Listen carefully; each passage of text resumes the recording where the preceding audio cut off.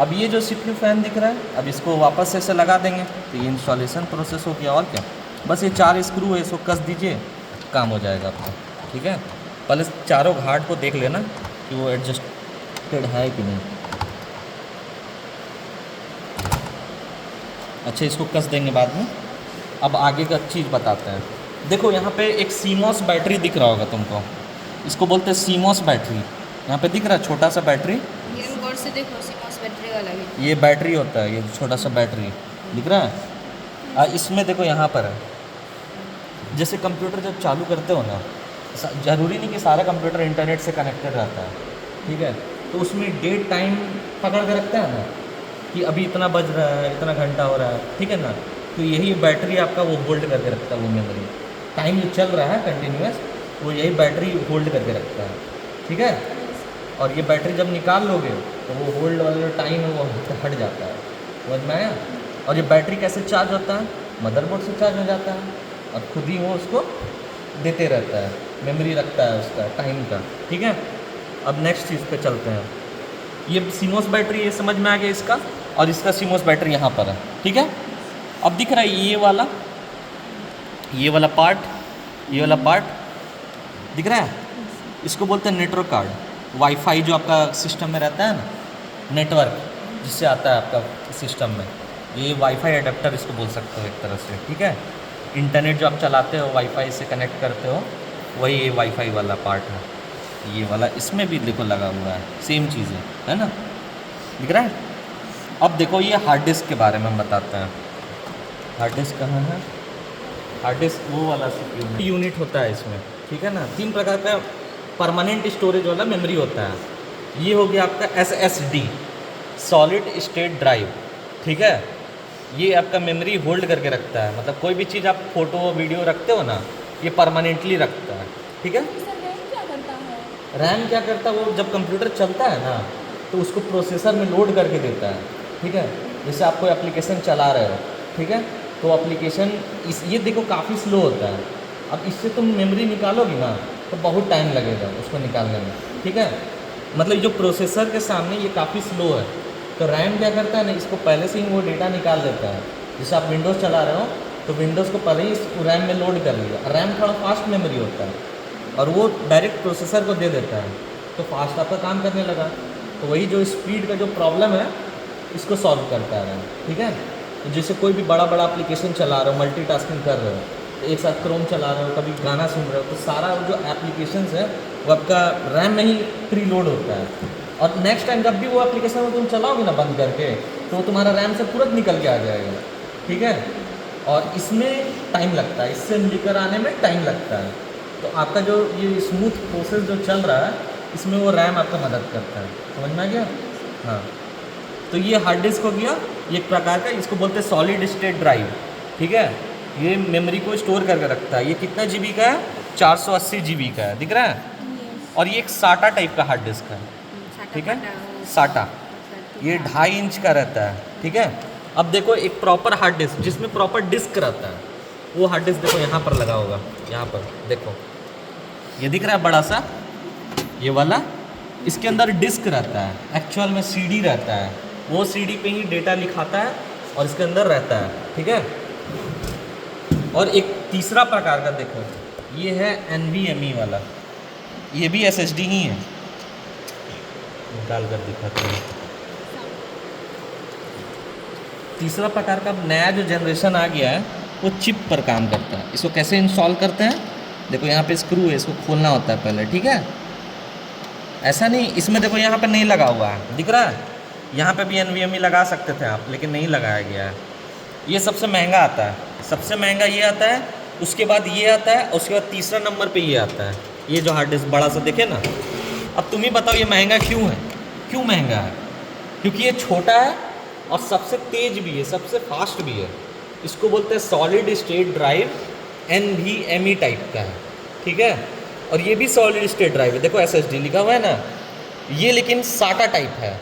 ठीक है, और वो है हार्ड डिस्क, वो भी SATA टाइप है। समझ में आ गया ना? तो देखो ये एकदम चिप के लेवल पे है, और ये इतना बड़ा डिवाइस, इसके अंदर भी चिप ही रहता है, बट इससे बेटर ये है। ठीक है, अब इसको भी आप यहाँ पर ऐसे लगा सकते थे इस प्रकार से, ऐसे ऐसे नहीं लगेगा या ऐसे लगेगा, देख लेते हैं।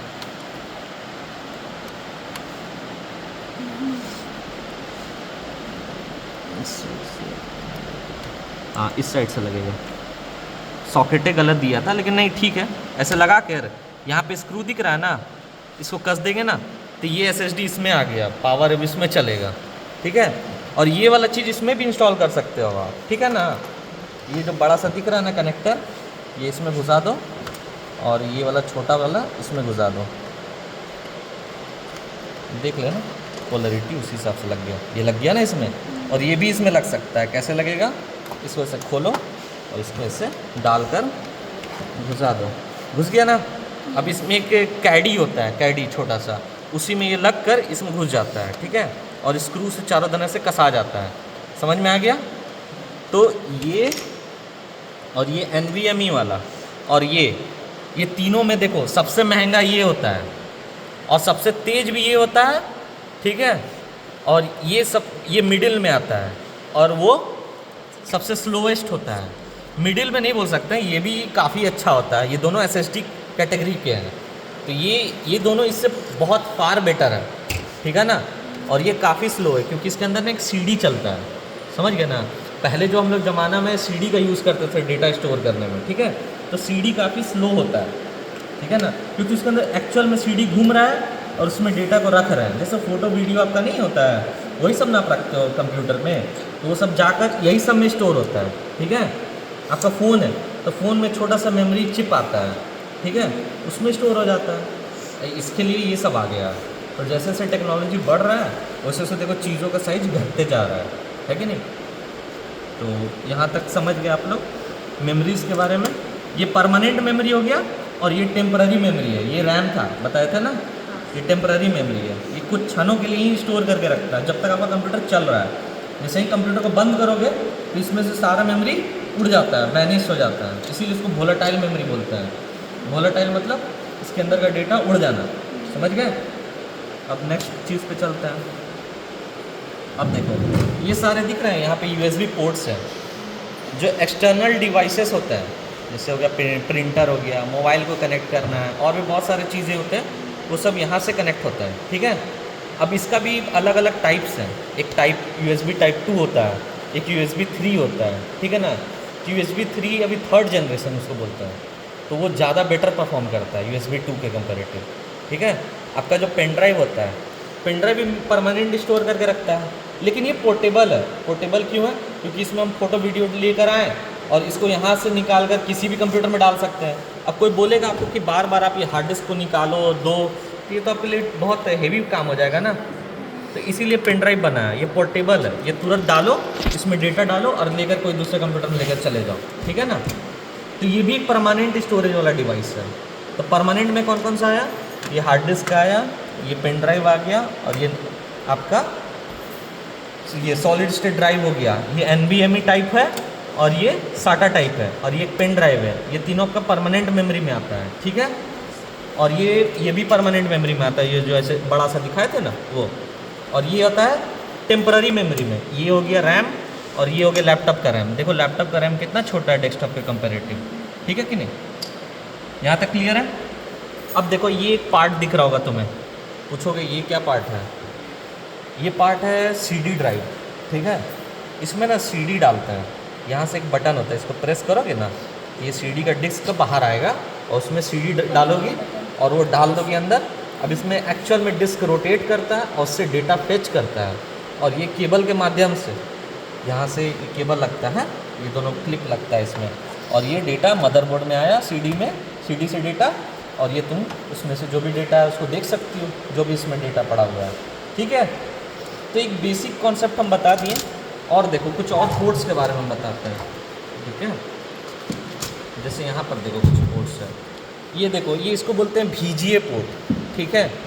VGA पोर्ट कौन सा होता है? जो आपको कंप्यूटर मॉनिटर जो लगा हुआ रहता है ना, तो उसमें डिस्प्ले का काम करता है, ठीक है। यहाँ पे क्लिप लगता है और सेम क्लिप आपका कंप्यूटर में भी लग जाता है, ठीक है, और मॉनिटर में।